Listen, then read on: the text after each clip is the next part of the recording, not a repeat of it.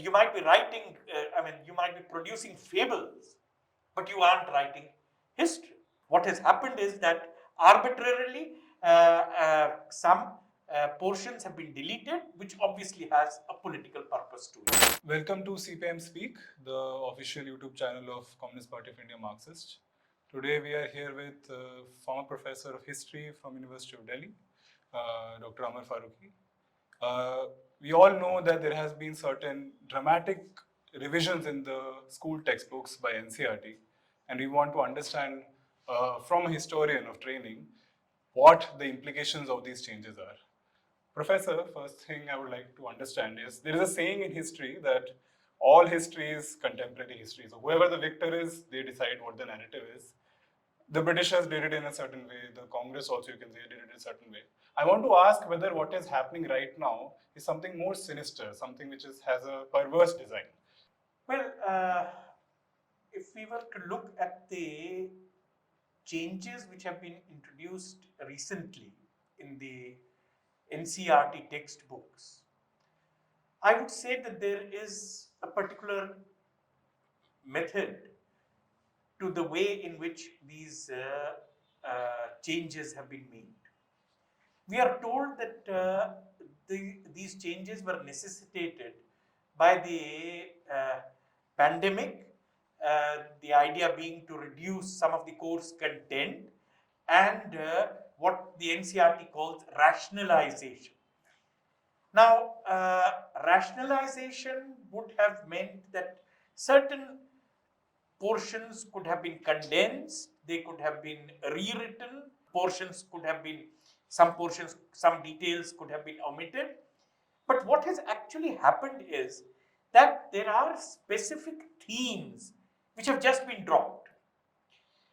And the interesting thing is they have been dropped without even consulting the very eminent scholars who were part of this initiative to write these textbooks. These textbooks were introduced around 2007. The present lot of textbooks, which has been rationalized in the terms of the NCERT, and it was a kind of Herculean effort which went into making these textbooks. These are extremely eminent scholars. The list is there in the books itself. Professor Niladri Bhattacharya, Kumkum Roy, Hari Vasudevan, Najaf Haider, Farad Hassan, Meenakshi Khanna. These are all sort of Uma Chakravarti. These are all scholars recognized by the sort of high standards of scholarship that they represent. They are highly respected scholars. So one thing that has happened is that these are revisions have been made without consulting these people. There is a particular way in which these books had been designed. And the second point which I would like to make is that a textbook reflects the state of scholarship in a particular field. You cannot just arbitrarily add or delete things. It has to be representative of the existing scholarship on a subject, and unfortunately this has something that has not been taken into consideration. What has happened is that arbitrarily some portions have been deleted, which obviously has a political purpose to it. Right.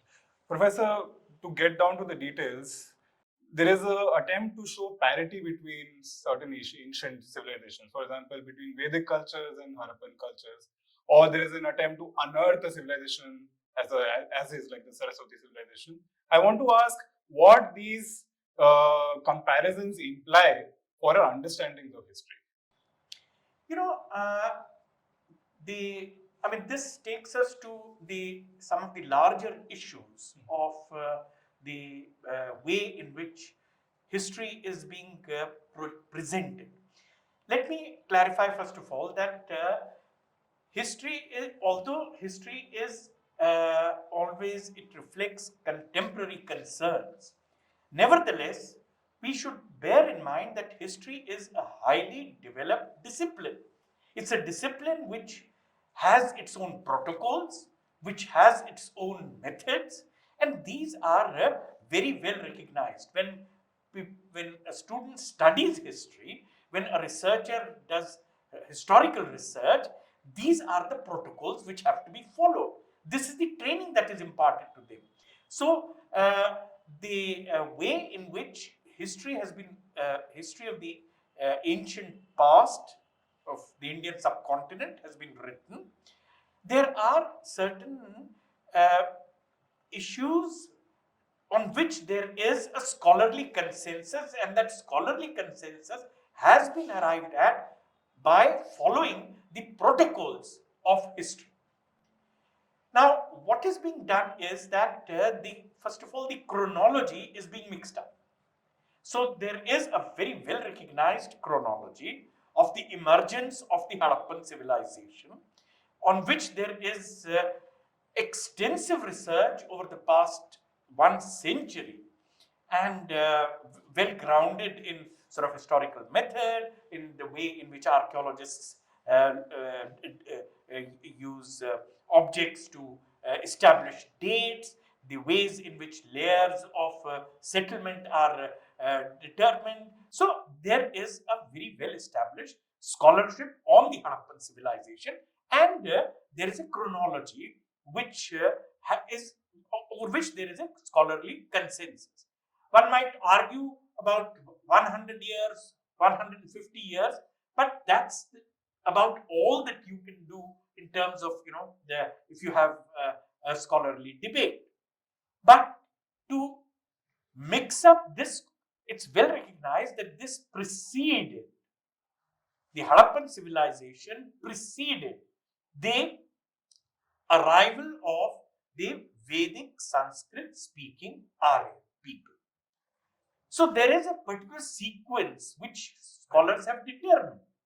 Now, by mixing up the dates, there is an attempt to show that, in fact, the Vedic the Vedic Sanskrit speaking Aryans might have inhabited the Indian subcontinent even prior to the rise of the Harappan civilization, something which is not borne out by any of the historical scholarship which exists at present. Tomorrow we might have a scholarly consensus on, which does incorporate this. As of now, it doesn't. And since it doesn't, it cannot find its way into textbooks. Following this with another similar question about myth making, which is particularly happening with the medieval period, with the so-called Muslim foreigners who ruled India. There is an attempt to show Akbar as someone who was only in a conflagration with the Rajputs, even though there was a sort of a coterminous nature in which the two kingdoms work with each other. I want to understand how, when you split one sort of so-called ethnic identity with another, what does it mean for the understanding of the large masses of people of that times? How were they living under, say, both the kingdoms? We don't know anymore. It's always seemed like one ruler was trying to oppress another ruler. First of all, I think it's very important to understand that identities did not exist in the pre-modern period in the way we think that they might have existed. Many of these identities are products of historical processes of the 19th century, particularly of the late 19th and early 20th centuries.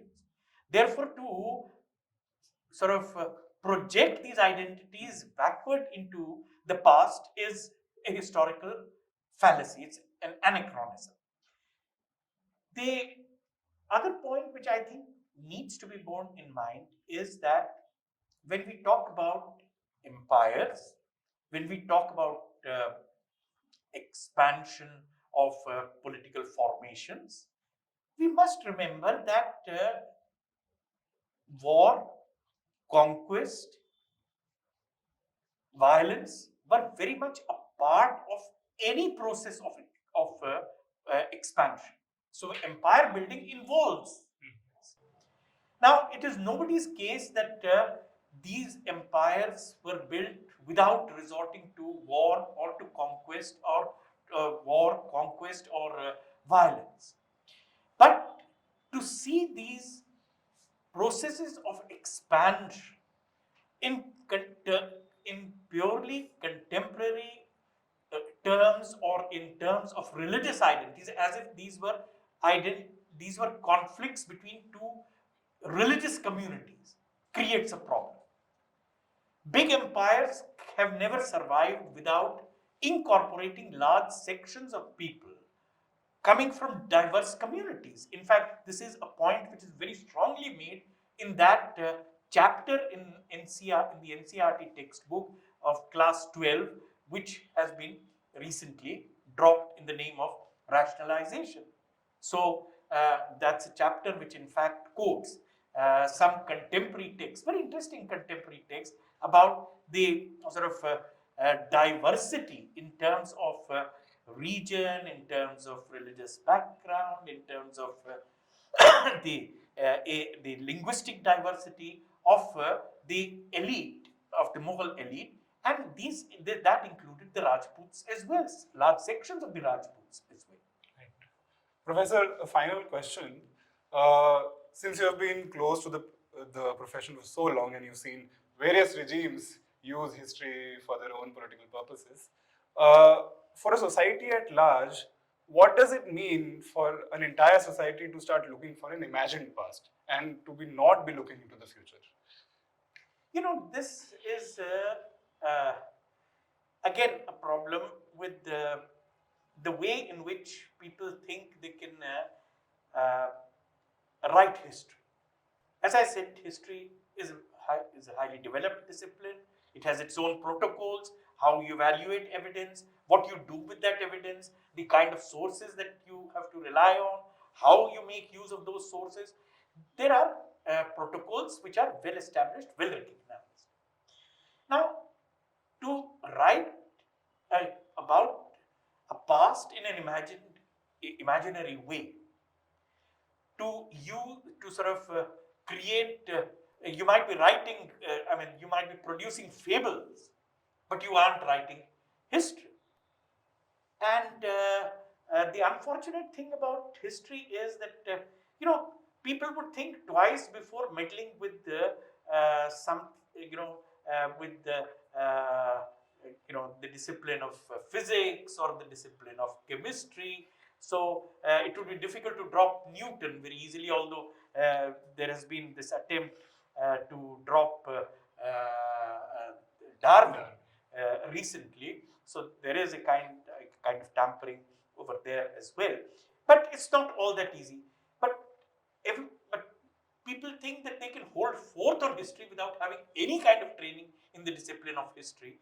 That becomes a problem, and that is precisely what constructing these sort of imagined pasts is all about. I thank you, Professor, for joining us for this video. And I thank all the viewers for also being part of this session. Thank you. Thank you, sir.